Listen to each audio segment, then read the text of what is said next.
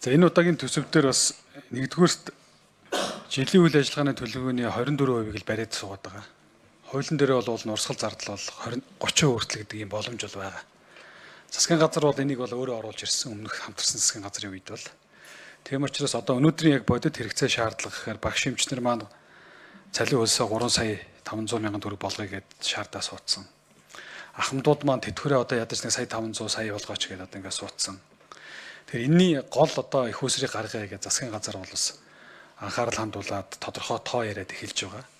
Тийм учраас энэ төсвийн 24% гэдэг нэг юм руу чигчээд ингээд одоо өөр боломж байхгүй. Их хурл та нар өөрсдөө баталсан шүү дээ гэдэг ингээд суугаад. Тэгээ энийг засгийн газар өөрөө одоо энэ 24% өөрчлөөд тэр хуулийн дээр байгаа 30% руугаа дөхүүлээд тэгээд энэ төсвийн одоо боломж юмаа нэмэгдүүлээд энэ асуудлуудаа шийдэх боломж байна уу? Эсвэл одоо энэ чи их хурлын гишүүн санаачлаа явах юм уу? Яах юм?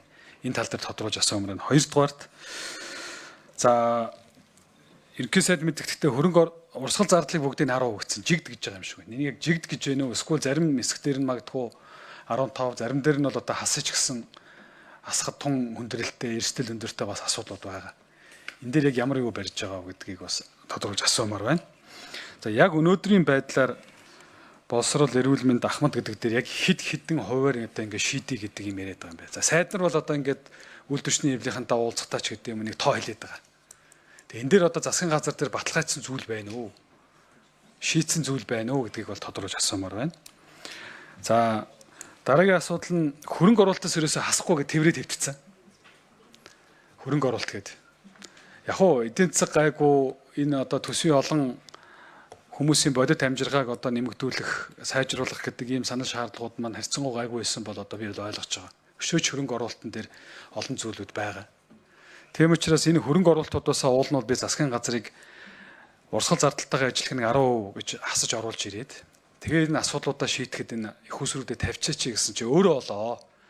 Хинээх ямар хөрөнгө оруулалтыг хаанаас хасгаа өөрөө ол гэдэг байдлаар хариу өгсөн. Тэгээ би өөрөө олж яах гэдэг байдлаар тавьсан чи одоо эхнээсээ ахуулаад манай гишүүд миний ч тойргийн юм, миний ч тийм байшин, миний ч одоо сайдын багцын тийм танаг төхөөрөмж энэ ч чухал гэдэг одоо сүүлдээ нэг дайсан болж хувирах юм болчих гээд байна л да. Уул нь энэ засгийн газрын их ёстой ажил. Тэгэхээр засаг өөрөө энийгээ татаж аваад хөрөнгө оруулалтынхаа тэр чухал юугаар нь ирэмлээд жигд одоо тэр санхүүжилтээс нь 10% гэдэг бол би харьцангуй гайгүй шүү дээ. 100% асуулах, 50% асуулах гэдэг одоо дараагийн зарчмын зөрүүтэй саналууд айгүй олон саналууд байгаад байна. Тэгэхээр гишүүдийг ийм эвгүй байдалд оруулах гэхээс илүү засаг өөрөө зохицуулчул яасан юм бэ? Ийм боломж нь одоо байвал одоо тун их чухал байна. Тийм учраас энийг одоо би бас тодруулж асууя. За тэгээд зарим би өглөө өргөдлийн байнгын хоороон дээр санал хураалгасан.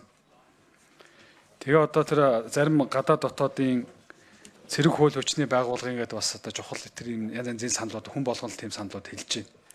Тэгээ коп моп тэр гээд байж байгаа тэр зарим зүйлүүдийн хувийн хвшлэрээ хийлгэж болдгоо юм уу?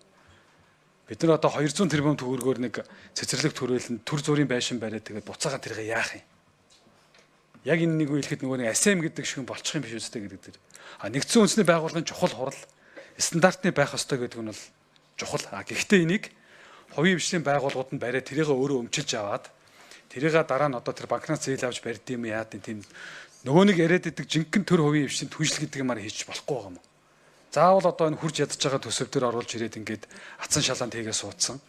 Гадаадын олон гишүүд ирнэ гэдэг ингээд суудсан тэр асуудал байгаад байгаа. Жишээ татвал шүү. За баярлалаа. Сайдраас л хариулмаар асуулт авах шиг байна. Наранбаяр сайдаас эхлэх үү? Өөр Эрдэнэт ч энэс сууж байгаа. За Наранбаяр сайд.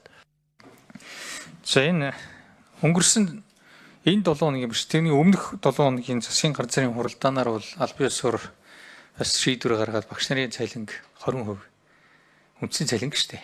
Ингээ нэм яа гэд тэрийг одоо улсын хурлын саналаа оруулаад ажлын хэсэг дээр ярилцаад их усрээ ярилцъя гэсэн юм шийдвэр гарсан. Тогтоол одоо яг юу нь бол одоо нөгөө тогтоол хэлбэрээр биш засгийн газрын тэмдэглэл хэлбэрээр гарах байх. За хоёр дахь нь бол бас энэ үйлдвэрчний эвлэлийн талтай бас ярилцаад албан ёсны одоо хэвлэл мэдээллийн өмнө сангийн сайд за Авбакир сайд гэр бүл хөдөлмөр нийгмийн хамгааллын яамны за ингээ миний би ингээ уулзч ярилцах үеэрээ бол мөн одоо энэ 20% дээр нэмэх нь эх жилийн 7 сарын 1-ээс бол ахиж 10% нэмээд нийт 30% гэсэн ийм саналыг бол тавьсан. Энэний мөнгөнд дүн болохоор зэрэг зөвхөн одоо 20% дээр ихэд 2026 оны 1 сарын 1-ээс 509.9 тэрбум төгрөг нэмэлтээр хэрэгтэй. За тэгээд 7 сарын 1-ээс дахиж 10% нэмэхэд 196 тэрбум хэрэгтэй. За ингээд нийтдээ ингээд нэмээд ингээд явах юм бол за яг нэг ганц хоёр юу яагаад ингээд яг 2 сая төгрөгийн үндсэн цалин руу орохоор ийм нөхцөл байдал дээр байна. За их усрыг нь бол одоо төсвийн байнгын ажлын хэсгүүдээр ярилцж байна. Нэлийн хүнд одоо та бүхэнд бол сангийн сайдын хэлсийг та бүхэн санаж байгаа бах тийм ээ. Одоо төрийн бүхий л байгууллагууд төсөлт байгууллагуудын үйл ажиллагааныхын зардлаас нь бол 10%-аар бууруулж үйл ажиллагааны зарбыг зогсоох. За одоо төрийн тэргүүнээс эхлээд одоо жирийн одоо байгууллагууд бүгд л одоо энэ эрхтэг шасцгаана гэсэн ийм л юм яригдж. Ийм нөхцөл байдалтай байгаа. Тэгээд өнөөдрийн бас багш нарын шаардаад байгаа үндсэн цалингаа 3.5 сая төгрөгийг бол бид хэлээд байгаа. Өнөөдрийн яг энэ цалин чинь өөрөө бүтцэн 50-50-тай болчиход байна. Үндсэн цалин 50%-тай. Нэмэлт төлсүүдэд нийлүүлэхээр тэр нь 50% болоод дунджаар наваад үцгэд штэ. За эндээс ингээ бодохоор хэрвээ 3.5 дээр очиж өнөөгийн бүтцээр явах юм бол 7 сая руу орно.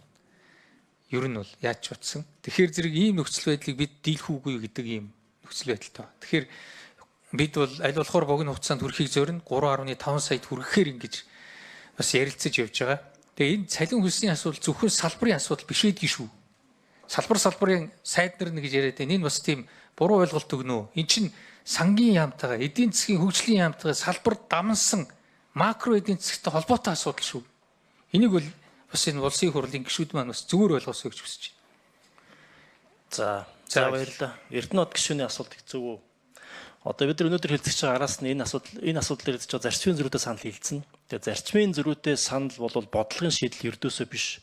Зөвхөн гаргасан алдааг тухайн эндүрлийг тухайн үед нь богино хугацаанд засдаг залруулгын шинжтэй болохоос биш бодлогын шинжтэй асуудлыг шийддэг зүйл биш. Тийм болохоор өнөөдөр бол яг үндэ бас яг ийм бодлогын асуудлыг зарчмын зөрүүтэй саналаар шийдэх гэсэн оролдлогууд бас байгаад байгаа. Энэ бол гэхдээ биш байгаа. Сая асуулт бол маш зөв асуулт. Гэхдээ энэ бол ерхий сайдалж ихе хариулмаар асуулт байна. Яг ямар ч сан сангийн яамс хариултыг нь авъя. Авлыг яг. Яг сангийн яам бол хуваарлж байгаа боловч яг бодлогын чанартай асуудлуудаа эренблэх бол ерхий сайдын ажил. Тэгэхээр сангийн яам зүйн дээр ямар байр суурьтай байгаа гишүүний асуултанд хариулаарай. За микрофон. За сангийн яам санжид орж гишүүний асуултанд хариулъя. За тэгэхээр 24% гэдэг бол нөгөө төлөвлөгөөнд бол орцсон байсан жилийн хөгжлийн төлөвлөгөөнд хэрвээ бид нар тэрийг эвдээд орчих юм бол нөгөө их хурл дээр санал ургаахлаар тэндээ нийцээгүй байна гэдээ буцчих тийм юмсан. Тэгэхээр тэрийг барьчих чана нэгт. Хоёрдугаар тэгтээ яг цаад агуулга нь бол юу вэ гэхээр ерөөсөө орлогын асуудал. Бид нар орлогоо яаж нэмэх вэ гэдэг асуулт. Бид нар зээл аваад цалин тавьж болдгоо, тэтгэвэр тавьж болдгоо ийм хуультай болсон. За тэгэхээр бид нар орлогоо яаж нэмэх вэ гэдэг асуудал болчихоо. Одоо бол улсын хурл дээр бол ярьж байгаа асуудал бол юуны талаар ярьж байгаа нөхлөөр одоо байгаа зарлага дотроо дахиад яаж ингэж шилжүүлж болох вэ гэдэг асуудал ярьж байгаа. Сангийн яамны хувьд бол яг төсвийн байнгын орон дээр гарч байгаа одоо тэр нөгөө бүх байдлаар нь төсвөө бол задлж танилцуулж байгаа. Жишээ нь урсгал зардлын хувьд бол төрийн албаагчдын цалин өс бол нийтдээ 7.4 их нэт байна. Нийгмийн даатгалын сангийн зарлага 6.4 байна. Эрүүл мэндийн даатгалын сангийн зарлага 2.2 байна гэх мэтээр ингээд бүх бүтцээр нь ингээд задлаад үзүүлчихэж байгаа.